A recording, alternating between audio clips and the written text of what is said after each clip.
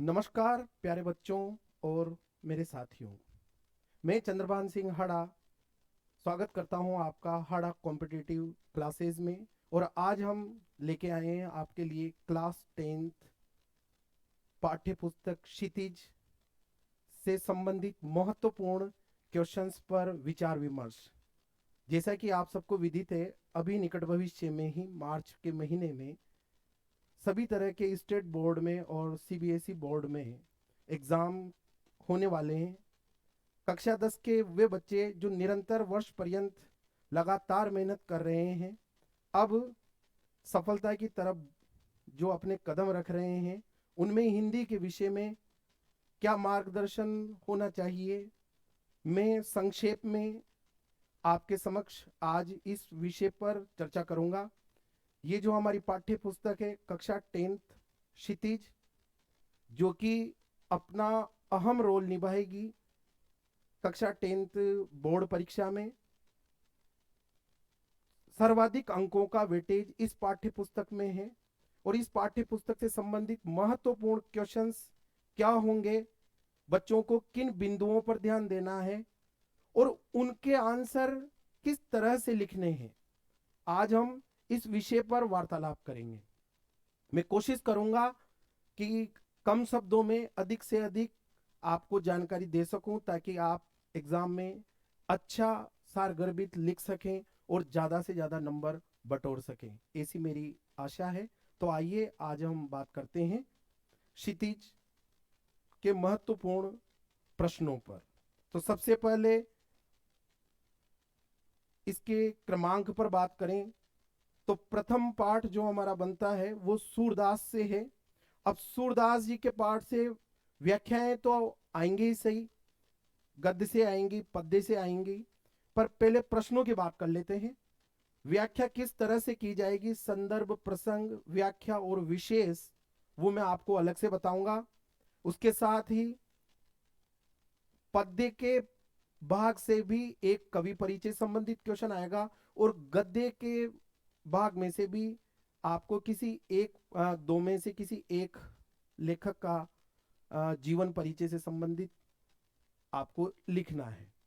तो पहले बात कर लेते हैं अपन क्षितिज से संबंधित महत्वपूर्ण प्रश्नों पर। तो आइएगा, ये देखिए आप, ये जो हाईलाइट कर रखे हैं ये महत्वपूर्ण क्वेश्चन हैं। जैसा कि इस पाठ से, सूरदास के पाठ से पहला ही क्वेश्चन बनता है, गोपियों द्वारा उद्धव को भाग्यवान कहने में क्या व्यंग निहित है। गोपियों ने जो उद्धव को भाग्यवान कहा, उसके पीछे क्या व्यंग है, आप ये देखें। आंसर में नहीं दूंगा, वीडियो लंबा हो जाएगा, आंसर लिखा हुआ है, उसको उस पर थोड़ी सी चर्चा कर लेते हैं।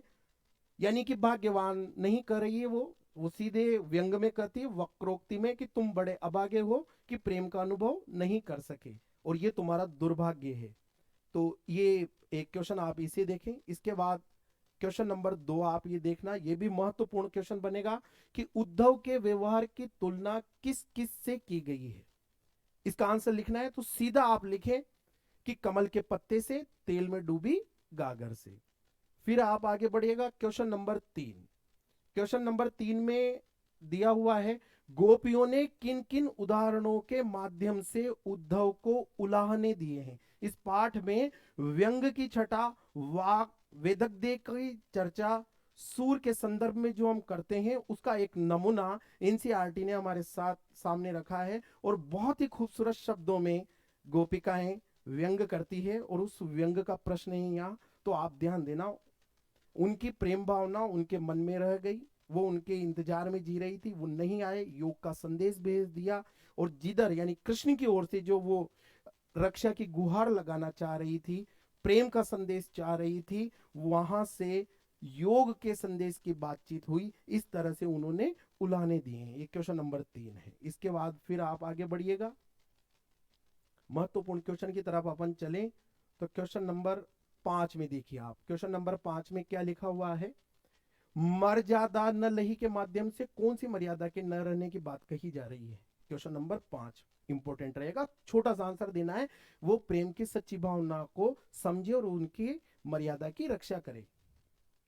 कृष्ण के प्रति अपने अनन्य प्रेम को गोपियों ने किस प्रकार अभिव्यक्त किया है। क्वेश्चन नंबर 6, गुड़ में लिपटी चींटियों के समान और हारिल की लकड़ी के समान।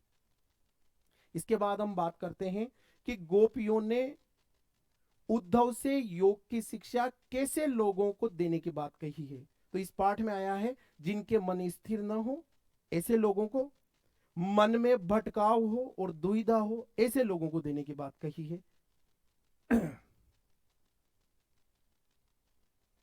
क्वेश्चन नंबर 9, गोपियों के अनुसार राजा का धर्म क्या होना चाहिए। तो वह यानी राजा प्रजा को अन्याय से बचाए और उन्हें सताए जाने से रोके, ये होना चाहिए। इसके बाद अब आगे बढ़े। ये देखिए आप, ये क्वेश्चन भी बहुत इंपॉर्टेंट है। क्वेश्चन नंबर 10, गोपियों को कृष्ण में ऐसे कौन से परिवर्तन दिखाई दिए जिनके कारण वे अपना मन वापस पा लेने की बात कहती है। तो इसका आंसर शॉर्टकट में बता रहा हूं मैं, डिटेल में आपके सामने है। किन बिंदुओं पर आपको जरूर लिखना है, सारगर्भित संक्षेप में लिखें। कान्हा ने यानी कृष्ण ने राजनीति पढ़ ली है, वो छल कपट अब उनमें आ गया है, वो प्रेम की मर्यादा का पालन नहीं कर रहे हैं या उस पर वो ध्यान नहीं दे रहे हैं और वो राजधर्म भूलते जा रहे हैं। इसके बाद आप आगे बढ़िएगा। ये अभी के हिसाब से इंपॉर्टेंट नहीं है, क्वेश्चन अपने आप में बहुत अच्छा है हायर क्लासेज में कि भ्रमर गीत काव्य की मुख्य विशेषताएं कौन सी होंगी, पर अभी क्लास 10th के हिसाब से जो मैं बता रहा हूं उस हिसाब से एग्जामिनर यहां आपसे नहीं पूछेगा। देखो, एक क्वेश्चन है, गुर चाटी जो पागी कहने से गोपियों की किस मनोदशा की अभिव्यक्ति होती है। यानी कि गुड़ में लिपटी चींटियों के समान, ये जो वाक्य या जो पद सूर काव्य में दिखाई देता है, इसमें उनकी क्या मनोदशा दिखाई देती है। तो ये देखें, यहाँ है ये कृष्ण के प्रति उनका एक निष्ठ प्रेम अभिव्यक्त होता है इन पंक्तियों में, इस बात को आप जरूर ध्यान दें। इसी तरह से एक छोटा सा क्वेश्चन है, गोपियों ने अपने लिए कृष्ण को हारिल की लकड़ी के समान क्यों बताया। हारिल पक्षी जो अपन तिनके को चोंच में दबा के उड़ रहा है, उसी तरह से वो कैसे उन्होंने कृष्ण को हारिल की लकड़ी कहा, ये क्वेश्चन भी आपको ध्यान रखना है। छोटा सा अच्छा सा आंसर आप दें, सारगर्भित दें, संक्षेप में दें और प्रामाणिक दें। तो इस तरह से ये पार्ट 1 सूरदास महत्वपूर्ण चर्चाओं के साथ हमारा कंप्लीट होता है। इसके बाद आप दूसरे पार्ट की तरफ बढ़ें, तुलसीदास, जिसमें आपने पढ़ा होगा रामचरितमानस बालकांड से एक प्रसंग उठाया है, जहां पर राम, परशुराम और लक्ष्मण जी के बीच वाद विवाद वाली स्थिति बन जाती है। उस पाठ से संबंधित जो अंश है हमारी पुस्तक में, प्रश्न क्या क्या बन सकते हैं वो हम देखने का प्रयास करते हैं। ये देखिए, इसमें पहला क्वेश्चन, परशुराम के क्रोध करने पर लक्ष्मण ने धनुष के टूट जाने के लिए कौन कौन से तर्क दिए। यानी कि भगवान परशुराम के क्रोध करने पर लक्ष्मण ने धनुष के टूट जाने के लिए कौन से तर्क दिए थे। इस पाठ में लक्ष्मण जी तर्क प्रदान करते हैं कि ये कैसे टूटा, तो वो आपको ध्यान देना है। बहुत सरल शब्दों में उन्होंने कहा है कि असाधारण शिव धनुष साधारण शिव धनुष के भांति लगा उनको, राम को तो ये धनुष नए धनुष के समान लगा, राम ने इसे तोड़ा नहीं, बस उनके छूते ही ये स्वतः टूट गया, और इस धनुष को तोड़ते उन्होंने किसी लाभ व हानि के विषय में नहीं सोचा था। उन्होंने ऐसे अनेक धनुषों को बालपन में यूं ही तोड़ दिया था, इसलिए यही सोचकर उनसे यह कार्य हो गया।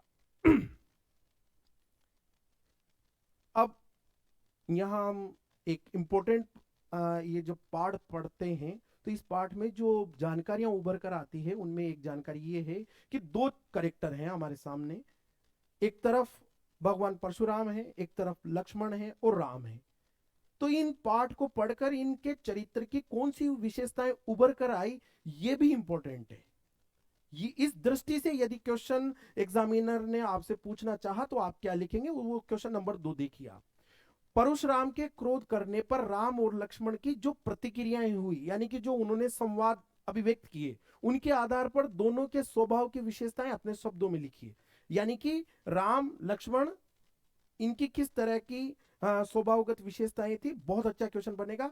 तो स्वाभाविक ही पता है, हमने देखा है कि नाथ शंभु शिव धनु तोरा हो है को एक दास तुम्हारा, उन्होंने कहा है। तो आप देखिए परशुराम के क्रोध करने पर राम ने किस तरह से आंसर दिया था, उसमें उनकी अत्यंत विनम्रता प्रकट होती है। उनके चरित्र की विशेषता है, आप जरूर ध्यान दें, राम के चरित्र की विशेषता में ये गुण है, विनम्रता और बड़ों के प्रति श्रद्धा एवं आदर। वहीं लक्ष्मण जी के जो चरित्र हैं उसमें उग्रता एवं उद्दंडता दिखाई देगी और व्यंग्यात्मकता भी है, क्योंकि वह कई जगह पर परशुराम जी को अपनी व्यंग्यात्मकता से आहत करते हैं। इस बात पर जरूर ध्यान देना, ये क्वेश्चन भी इंपॉर्टेंट बनता है बेटाओं। इसके बाद आप ये देखिएगा, परशुराम ने अपने विषय में सभा में क्या क्या कहा, निम्न पद्यांश के आधार पर लिखिए। ये प्रश्न शॉर्टकट में संक्षेप में देने का प्रयास करना। उन्होंने कहा था, बाल ब्रह्मचारी अति कोही विश्व विदित क्षत्रिय कुलद्रोही, भुज बल भूमि भूप बिनु कीनी, विपुल बार मही देवन दीनी, सहस बाहु भुज छेद निहारा, परसु बिलोक महीप कुमारा, मातु पिता ही जनी सोच बस, करसी महिष किशोर, गर्भन के अर भक दलन, परशु मोर अति घोर। ये जो कहा है इसको आप लिखने का प्रयास करें। इसी क्रम में जब हम आगे बढ़ते हैं तो क्वेश्चन नंबर 5 ये हमारा ध्यान आकर्षित करता है, लक्ष्मण ने वीर योद्धा की क्या क्या विशेषताएं बताई। इस पाठ में लक्ष्मण जी ने जो वीर योद्धा की विशेषताएं बताई है वो भी एग्जामिनर की सामने क्वेश्चन के रूप में रखा जा सकता है। वीर पुरुष अपनी वीरता का बखान नहीं करते, अभिमान नहीं करते, गलत शब्दों का प्रयोग नहीं करते हैं। उन्होंने एक और बहुत अच्छी बात कही थी कि वीर पुरुष दीनहीन ब्राह्मण गाय दुर्बल व्यक्तियों पर वीरता का प्रदर्शन नहीं करते। इस तरह से आप क्रमबद्ध तरीके से लिखने का प्रयास करेंगे। फिर वही बातें मैं आपसे जो बात करना चाहूंगा कि आप जो लिखें वो सार गर्भित लिखें। गागर में सागर भरने वाली बातें हम करते हैं, उसको व्यवहार में प्रदर्शित करें। और अब तो मैं ये कहूंगा कि आप कोशिश करें अजखुर में सागर भरने की, यानी कि बकरी वो भेड़ के खुर के गड्ढे में आप सागर भरने का प्रयास करें, यानी कि अत्यंत कम शब्दों में अधिक से अधिक भावों की व्यंजना आप में आना चाहिए। इसको भाषा की सामासिकता का गुण कहते हैं। बेटाओं कोशिश ये करें, अभी से सीखें आप, भविष्य में आपके लिए ये गुण बहुत चरित्र में, लेखन में, आपके व्यक्तित्व में चमक शाइनिंग लेकर आएगा, ऐसा मेरा विश्वास है। इस बात पर जरूर ध्यान देना। चलिए हम आगे बढ़ते हैं, टॉपिक से ज्यादा इधर उधर बाहर बात न करें।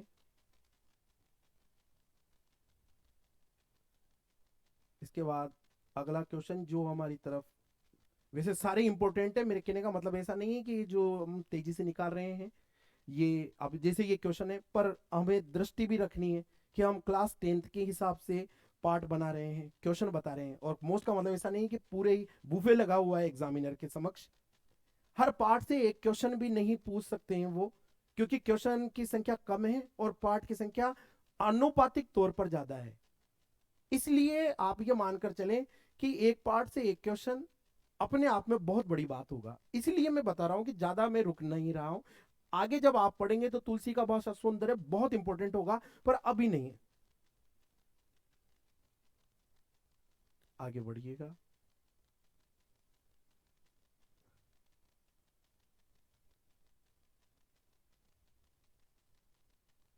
देखो एक क्वेश्चन है, एक चर्चा हुई है इस पाठ में कि परशुराम ने अपनी कौन कौन सी विशेषताओं द्वारा लक्ष्मण को डराने का प्रयास किया। उन्होंने कहा था, क्या क्या कहा था, उन्होंने बताया था कि लक्ष्मण को सट कहकर चेताया कि तूने अभी मेरे स्वभाव के बारे में नहीं सुना है, तू मुझे बालक समझकर, मैं तुझे बालक समझकर नहीं मार रहा हूं, तू मुझे मूर्ख मुनि समझने की भूल कर रहा है, मैं बाल ब्रह्मचारी और क्षत्रियों का नाश करने वाला हूं, मैंने अनेक बार इस पृथ्वी को जीतकर ब्राह्मणों को दान दे दिया है, ऐसा उन्होंने कहा था। ये क्वेश्चन ध्यान रखना आप बेटाओं।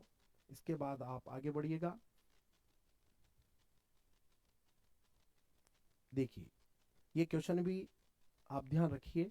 लक्ष्मण अपने कुल की किस परंपरा का हवाला देकर युद्ध करने से बच रहे थे? उन्होंने कहा था कि मेरा हमरे कुल इन पर न सुराई।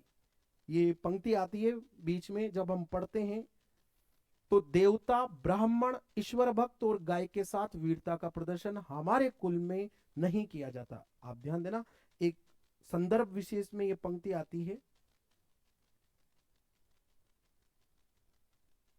इस तरह से ये पार्ट 2 हमारा कंप्लीट होता है। आगे हम पाठ क्रमांक 3 की ओर बढ़ते हैं, और जो तीसरा पाठ है वो महाकवि देव, यानी कि हम अचानक से रीतिकाल की सीमा पर आ जाते हैं और यहाँ पर भाषा का सौंदर्य लेकर हमारे सामने खड़े होते हैं देवदत्त द्विवेदी। और आप देखिएगा इनके पद्यांशों से बानकी के रूप में एनसीईआरटी जैसी संस्था, इतने विद्वत जनों ने जो पाठ चयन करके हमारे सामने रखा है, अपने आप में महत्वपूर्ण है। बानकी के रूप में ही आपको रीतिकाल की एक छटा देखने को मिलेगी, किस तरह से हमारा काव्य जो था वो भक्ति काल की मंदाकिनी से अचानक ही रीतिकाल की भावधारा के साथ मिल जाता है। तो यहाँ आपको ये दिखाई देगा देव के यहाँ, ये देखिए देवदत्त द्विवेदी। जब हम पाठ पढ़ते हैं तो प्रश्न के रूप में एक आता है कि कवि ने श्री ब्रज दूल्हा किसके लिए प्रयुक्त किया है? ब्रज का दूल्हा, ये बात महाकवि देव ने किन के लिए कही है, और उन्हें संसार रूपी मंदिर का दीपक क्यों कहा गया है? तो सीधी सी बात है कि कृष्ण भगवान के लिए श्री ब्रज दूल्हा कहा गया है, क्योंकि जिस तरह एक दीपक मंदिर में पवित्रता और प्रकाश की भांति होता है, उसी प्रकार श्री कृष्ण भी इस संसार रूपी मंदिर में ईश्वरीय आभा का प्रकाश और पवित्रता का संचार करते हैं। ये पहला क्वेश्चन इंपॉर्टेंट है बेटा। इसके बाद आप आगे बढ़िएगा। ऐसा नहीं है कि जो मैं बताने की कोशिश कर रहा हूं यहीं से ही क्वेश्चन, संभावनाएं हैं आने की। आप कोशिश तो पूरा करें, पर मैं आपको थोड़ा सा वो फोकस कहते हैं ना, जिसे फोकस डालने वाली जगहों पर लाइट डालने का प्रयास कर रहा हूं कि आप इन जगहों पर थोड़ा ज्यादा ध्यान दें। जैसे ये इसी पाठ से ऋतुराज बसंत के बाल रूप का वर्णन परंपरागत वसंत वर्णन से किस प्रकार भिन्न है, ये आप देखें। किस तरह से कवि की प्रतिभा ने वसंत को जो वर्णन किया है उसको बहुत ही मतलब अद्वितीय विशेषता से युक्त कर दिया है, वो देखें आप देव की प्रतिभा ने। ये देखिए एक लाइन बहुत महत्वपूर्ण है, प्रातः ही जगावत गुलाब चटकारी दे। प्रातः काल गुलाब जगाता है चटकारी देते हुए, इस पंक्ति का भाव स्पष्ट करें। किस तरह से राजा कामदेव का बसंत जो है वो ऋतु राजा कामदेव का पुत्र है, और उसको कैसे गुलाब चटकारी मारते हुए सुबह जगाने का प्रयास करते हैं। आगे देखिए ये प्रश्न है, प्यारी राधिका को प्रतिबिंब सो लगत चंद। इस पंक्ति का भाव स्पष्ट करते हुए बताए कि इसमें कौन सा अलंकार है। अलंकार यानी कि अब अलंकारों का जिक्र होने लगेगा, इसीलिए मैंने आपसे चर्चा में कहा था कि हम रीतिकाल की समय सीमा पर आ जाते हैं, और जब काव्यधारा भक्ति की मंदाकिनी से रीतिकाल में संक्रमण या संचरण करती है, तो उस समय भाषा में जो बदलाव आते हैं वो अलंकार, काव्य पक्ष, कला पक्ष, इनमें अधिकता और इनकी तरफ रुचि जनमानस की भी और लेखक की चली जाती है, और उसका एक जो नमूना है इस तरीके से या प्रतिरूप है वो हमारे सामने देव काव्य को रखा गया है, उसको देखें आप।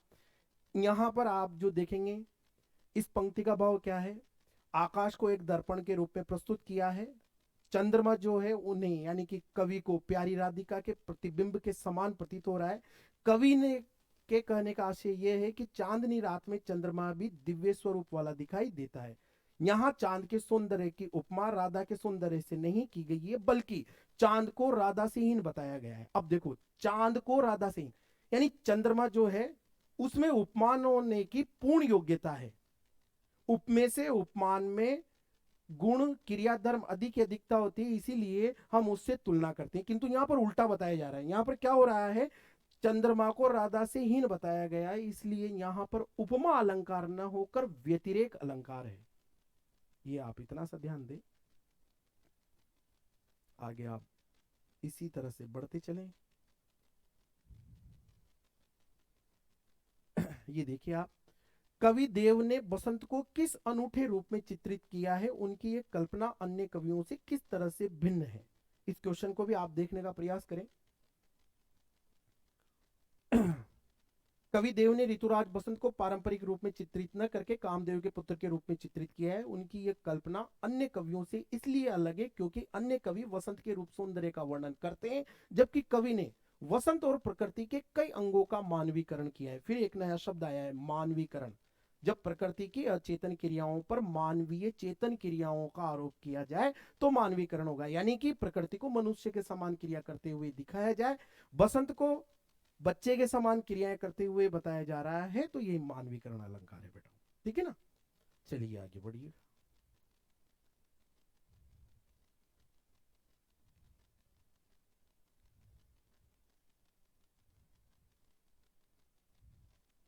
ये हमारा पार्ट 3 हुआ। इसके बाद जैसे हम आगे बढ़ते हैं तो हम अगले पड़ाव पर जब आते हैं तो हमें आधुनिक काल की छटा देखने को मिलती है, और आधुनिक काल में हम छायावाद से रूबरू होते हैं। छायावाद की बानगी को लेकर हमारे बीच उपस्थित हैं जयशंकर प्रसाद, अध्याय 4 में।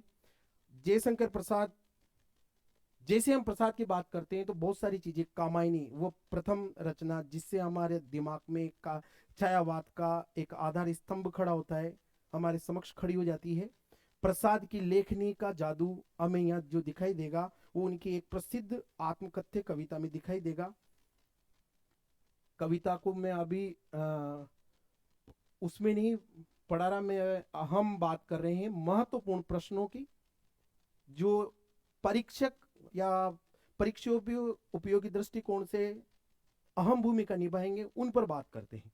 जैसे ये कवि आत्मकथा लिखने से क्यों बचना चाहता है, बेहद महत्वपूर्ण रचना है, मतलब क्वेश्चन है, आप ध्यान दें।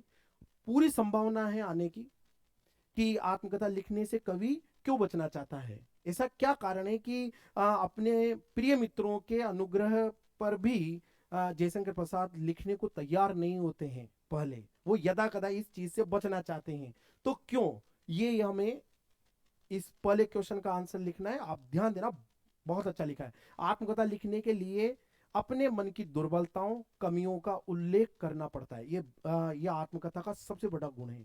आत्मकथा यानी जब लेखक अपने ऊपर लिखे, जीवनी जब वो किसी और के ऊपर लिखे। अब जब हम आत्मकथा लिख रहे हैं तो आत्मकथा का सबसे प्रधान गुण ये है कि हम हमारे क्रियाओं का, घटनाओं का, चरित्र का वर्णन पूर्ण रूप से ईमानदारी के साथ, यानी कि हम हमारी अच्छी बातों के साथ साथ हमारे चरित्र की या हमारे व्यवहार की जो नेगेटिव बातें हैं या हमसे जो गलतियां स्वभाववश हुई है उनका भी जिक्र होना चाहिए। इसको कहा जाता है लेखक अपने प्रति पूर्ण ईमानदारी बरते, और यहीं पर वो चूक हो जाती है कि आत्मकथा लेखक यहाँ अपनी कमियों के बारे में वर्णन नहीं कर पाते, उतने अच्छे तरीके से अपने व्यक्तित्व का पूर्ण मूल्यांकन वो नहीं कर पाते हैं।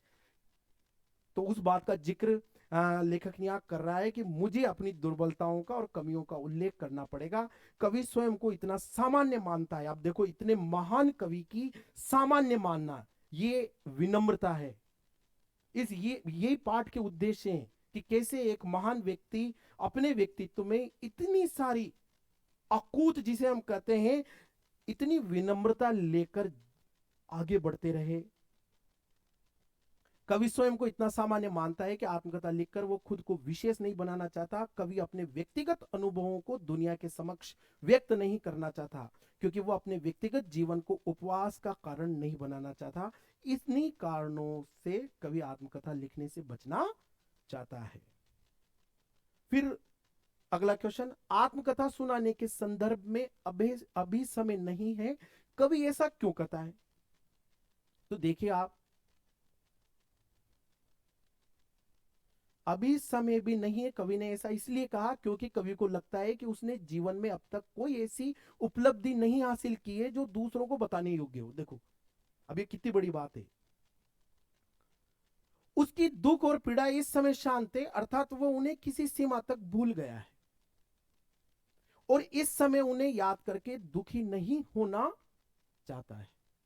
तो ये दूसरा इंपॉर्टेंट है। देखिए, स्मृति को पाथे बनाने से कवि का क्या आशय है? इसको भी कवि का आशय स्मृति के सहारे जीने से है। ये तीसरा क्वेश्चन है। आगे देखिए आप।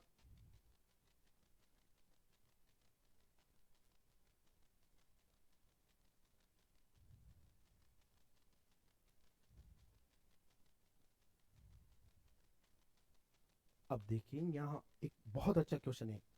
बात वही है, बुफे है। क्वेश्चन एक उठाना है। प्रसाद जी का व्यक्तित्व विराट है।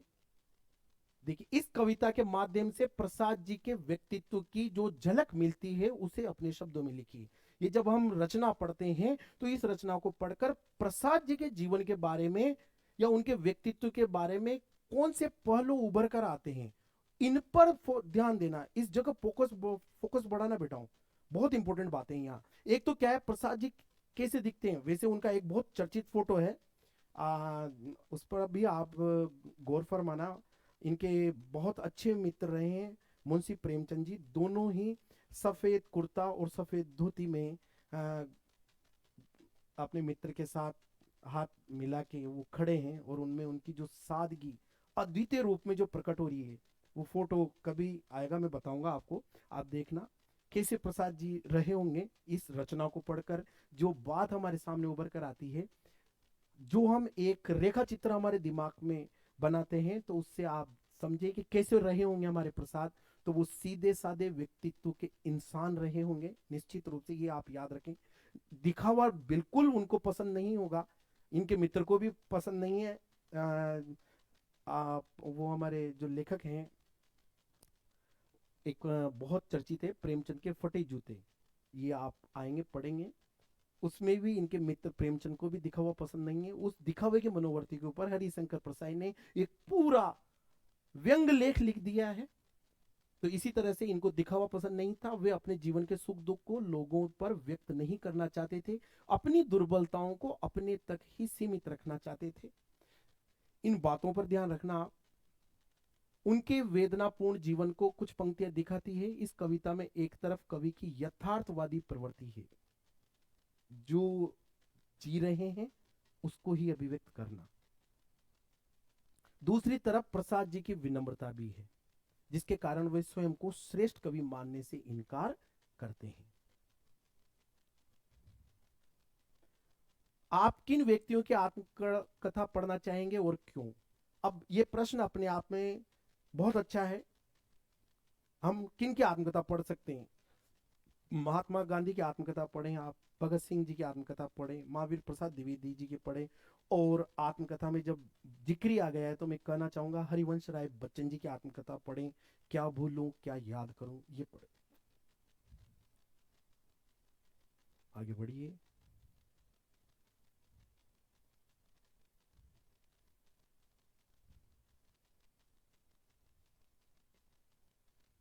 फिर एक क्वेश्चन है छोटा सा, जिस पर मैं आपका ध्यान चाहूंगा।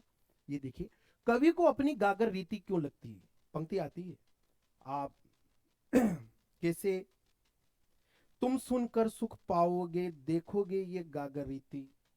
अब ये पंक्ति आती है, कवि अपनी गागर अर्थात जीवन इसलिए रीति यानी सूना या खालीपन सा लगता है क्योंकि उसे लगता है कि उसे जीवन में कोई विशेष उपलब्धि हासिल नहीं हो सकी। उसकी पत्नी का असामयिक मृत्यु हो जाने से उसने जिस सुख की कल्पना की थी वो उसके पास आकर भी मात्र स्वप्न बनकर रह गया। आगे बढ़े आप।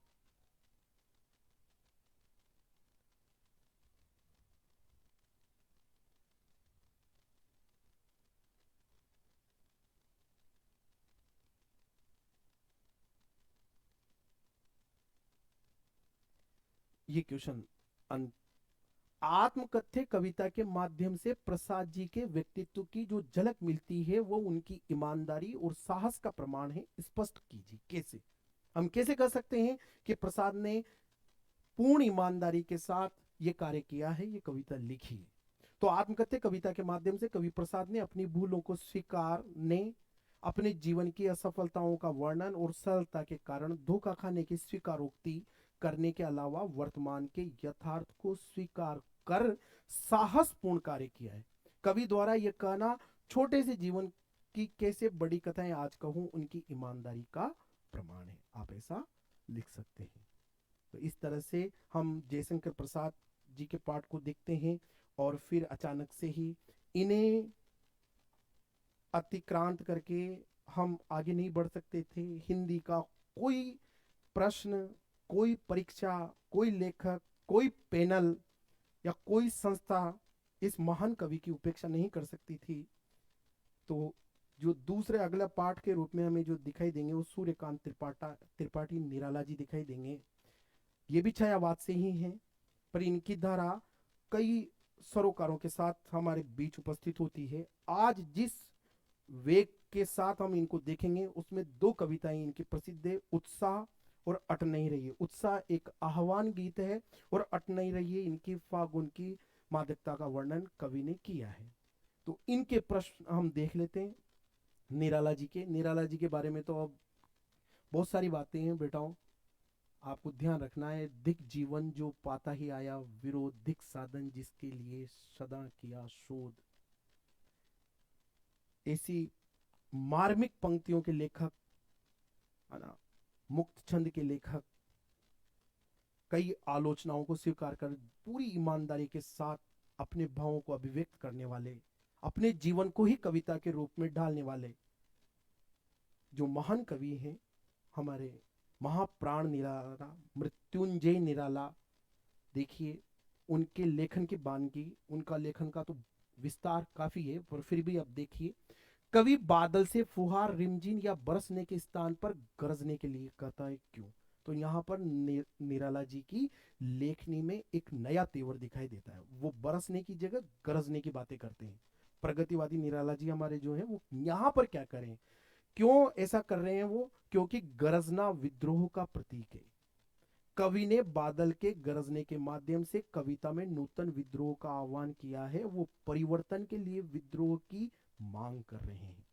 तो भाव अधिक हैं, कम शब्दों में अधिक बातें निराला जी ने यहाँ कही है। अगला प्रश्न देखिए आप, कविता का शीर्षक उत्साह क्यों रखा गया है? क्योंकि उत्साह एक आह्वान गीत है। आह्वान का मतलब है कि जैसे भावधाराओं को भरने वाला और आप में जागृति लाने वाला गीत। कवि क्रांति लाने के लिए लोगों को उत्साहित करना चाहता है। बादल का गरजना लोगों के मन में उत्साह भर देता है। अब देखिए आप, कविता में बादल किन किन अर्थों की ओर संकेत करता है, इस पर भी आप ध्यान दें। बादल पीड़ित प्यासी जन की आकांक्षा को पूरा करने वाला है। बादल नई कल्पना और नए अंकुर के लिए विध्वंस, विप्लव और क्रांति चेतना को संभव करने वाला है। बादल कविता में नया जीवन लाने में सक्रिय है। तो बहुत महत्वपूर्ण पंक्तियां हैं। आगे बढ़िए आप इसी धारा में। प्रस्तुत कविता में कवि ने प्रकृति की व्यापकता का वर्णन किन रूपों में किया है? तो ये भी आप ध्यान दें। पेड़ पौधे नए नए पत्ते पाकर खिलखिला रहे हैं, कई जगह उन्होंने ऐसा वर्णन किया है।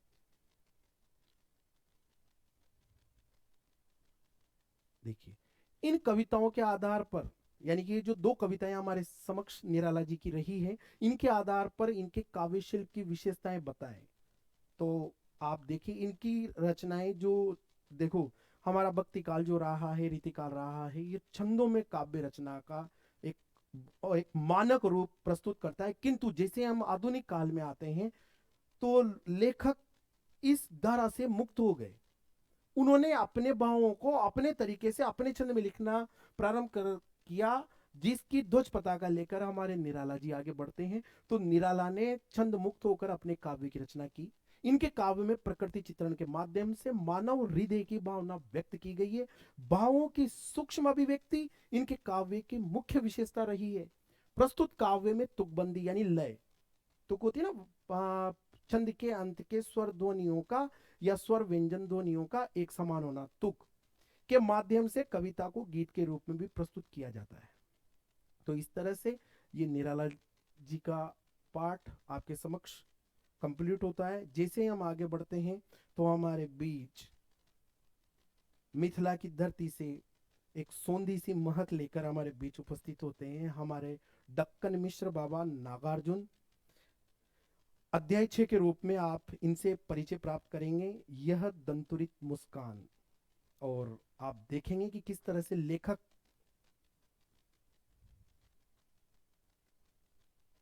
इस पाठ में कई सारे भावों को समेटने का प्रयास करते हैं। ये दंतुरित मुस्कान और फसल कविता के माध्यम से। तो पहला क्वेश्चन इंपॉर्टेंट, बच्चे की दंतुरित मुस्कान का कवि के मन पर क्या प्रभाव पड़ता है? आप इस क्वेश्चन को देखें, मन प्रसन्न हो जाता है कवि का, आपको दिखाई देगा उसमें।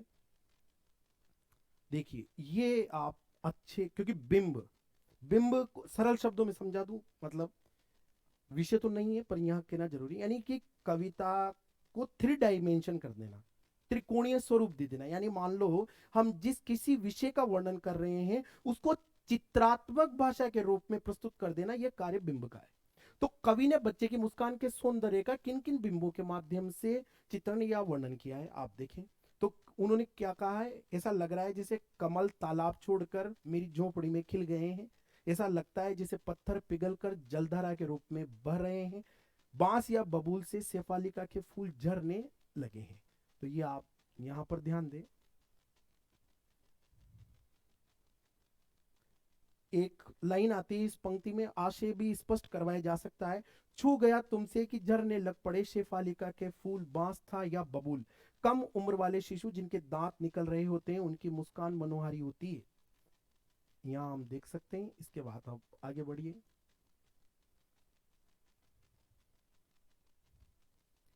चिर प्रवासी में इतर में अन्य, कवि ने ऐसा क्यों कहा?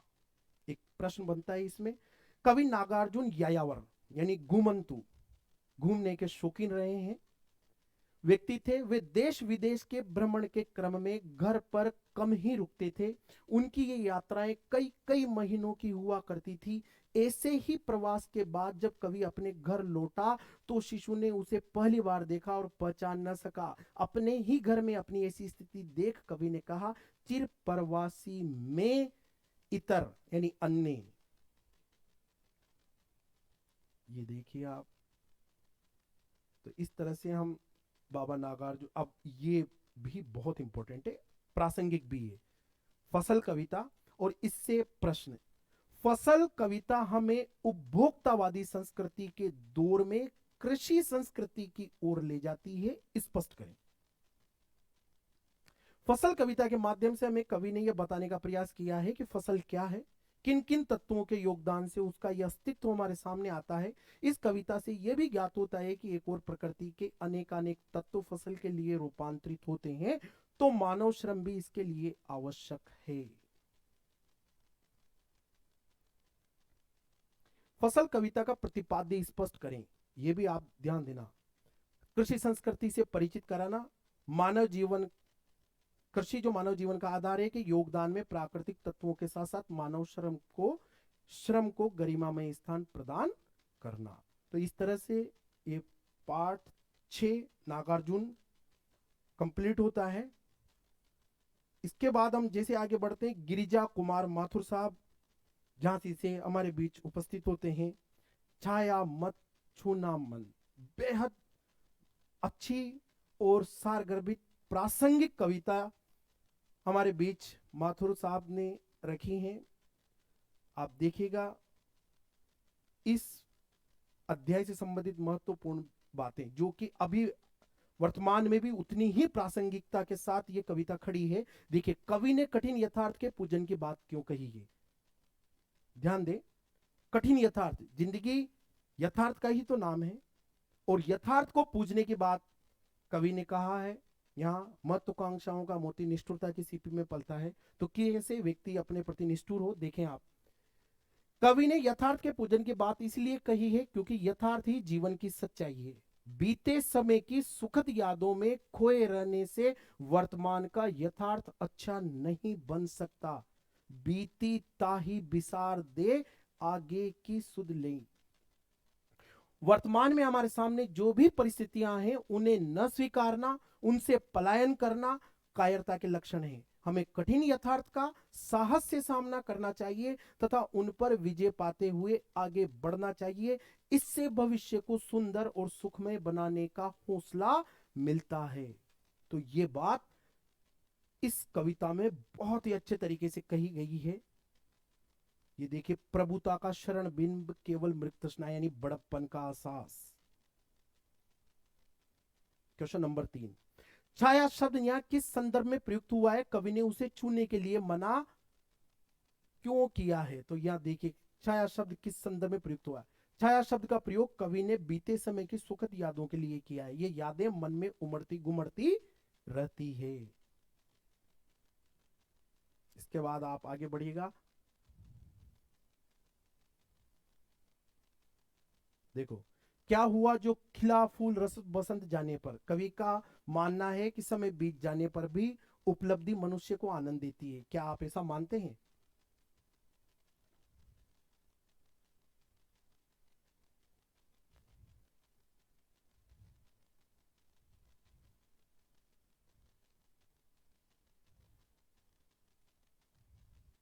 ये क्वेश्चन फिर आप याद रखें। छाया मत छूना कविता का प्रतिपाद्य स्पष्ट कीजिए। कवि इसके माध्यम से क्या संदेश देना चाह रहा है? कि जीवन में सुख और दुख दोनों आते जाते रहते हैं। विगत समय के सुख को याद करके वर्तमान के दुख को बढ़ा लेना अनुचित है। विगत की सुखद काल्पनिकता से जुड़े रहना और वर्तमान के यथार्थ से भागने की अपेक्षा उसकी स्वीकारोक्ति श्रेष्ठ करे। यह कविता अतीत की यादों को भूलकर वर्तमान का सामना करने और भविष्य का वर्ण करने का संदेश देती है। तो इस तरह से ये पाठ गिरजा कुमार माथुर जी का हम देखते हैं। और पाठ क्रमांक 8, ऋतुराज, हम राजस्थान की धरा से हमारे बीच उपस्थित हैं कन्यादान कविता को लेकर। अभी वर्तमान प्रासंगिकता में भी ये बहुत इंपॉर्टेंट है। देखिए, आपके विचार से माँ ने ऐसा क्यों कहा कि लड़की होना पर लड़की जैसा मत दिखाई देना? ये बहुत आ, अच्छी पंक्तियों में से एक है कि लड़की तो होना पर लड़की जैसी दिखाई मत देना। तो इसका आंसर आप क्या लिखेंगे? मैं थोड़ा सा आपके समक्ष स्पष्ट करना चाहूंगा कि लड़की अपने नारी सुलभ गुणों यानी कि नारी में जो स्वाभाविक तौर से उभर कर आते हैं जो गुण, सरलता, निश्चलता, विनम्रता आदि गुणों को तो बनाए रखे, किंतु वो इतनी कमजोर भी न हो पाए कि लड़की समझकर ससुराल वाले लोग उसका शोषण करने लगे। या कोई भी परिस्थिति, ससुराल भी हो सकता है, कोई और भी हो सकता है। इसके अलावा वो भावी जीवन की कठिनाइयों का साहस पूर्वक मुकाबला कर सके। ये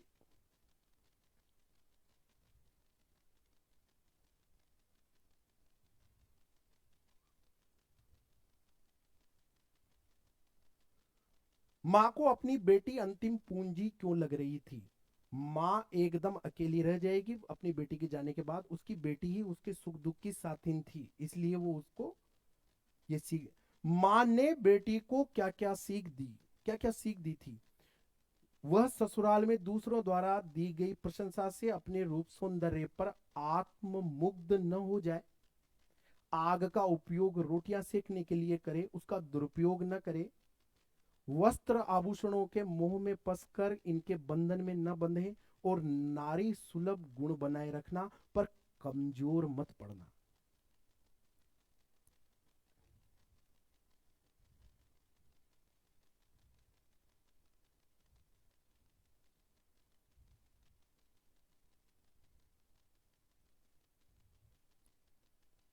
कन्यादान कविता का प्रतिपाद्य।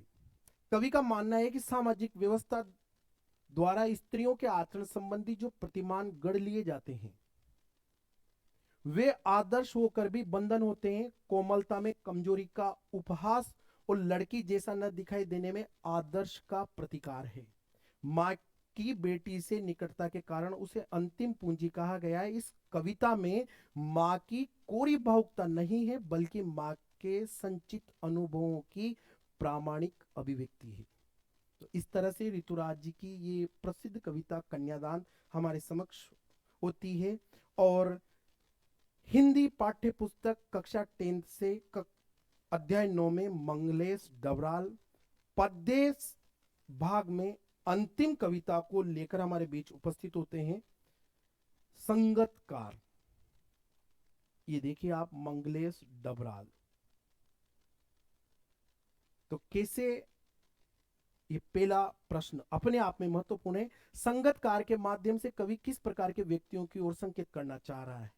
वो जो महान और सफल व्यक्तियों की सफलता में पर्दे के पीछे रहकर अपना योगदान देते हैं। ये लोग महत्वपूर्ण योगदान तो देते हैं, परंतु ये लोगों की निगाह में नहीं आ पाते और सफलता के श्रेय से वंचित रह जाते हैं। ये पाठ उनके प्रति है, ये वो नींव के पत्थरों के प्रति है जो दिखाई नहीं देते हैं, पर जिनके ऊपर पूरी बुनियाद टिकी हुई है।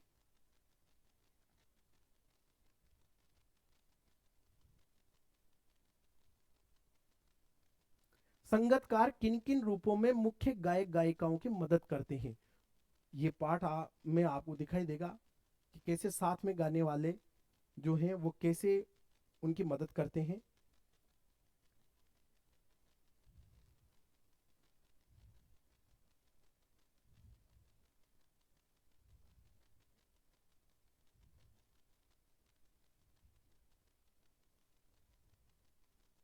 क्वेश्चन अपने आप में एक बहुत अच्छा क्वेश्चन है। संगतकार की मनुष्यता किसे कहा गया है? यह मनुष्यता कैसे बनाए रखता है? संगतकार की मनुष्यता क्या है? संगतकार में योग्यता, प्रतिभा, क्षमता और अवसर होने पर भी वह अपनी आवाज को मुख्य गायक की आवाज से ऊंचा नहीं उठाता है तथा कभी भी अपनी गायकी को मुख्य गायक के गायन से बेहतर सिद्ध करने का प्रयास नहीं करता है। इसे संगतकार की मनुष्यता कहा गया है। वह यह मनुष्यता मुख्य गायक को सम्मान देते हुए बनाए रखता है। लोग प्राय संगतकार की विफलता किसे समझ बैठते हैं? ये भी याद रखना कि संगतकार द्वारा अपनी आवाज को न उठा पाने को लोग उसकी विफलता समझ बैठते हैं।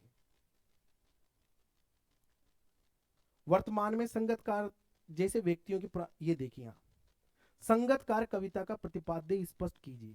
संगतकार कविता उन व्यक्तियों के योगदान पर प्रकाश डालती है जो मुख्य व्यक्तियों की सफलता के लिए अपनी इच्छाओं की बलि चढ़ा देते हैं। मुख्य गायक का साथ देने वाले संगतकार उसके गायन को और भी सुंदर बनाते हैं तथा उसका उत्साह बना रखते हुए उसे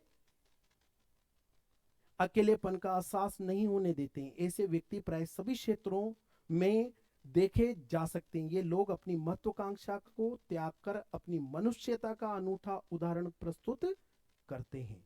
तो प्यारे बच्चों, इस तरह से हमने आज हमारी पाठ्य पुस्तक क्षितिज से महत्वपूर्ण प्रश्नों पर विहंगावलोकन करने का प्रयास किया है ताकि आप अच्छे से अच्छे नंबरों को बटोर सकें।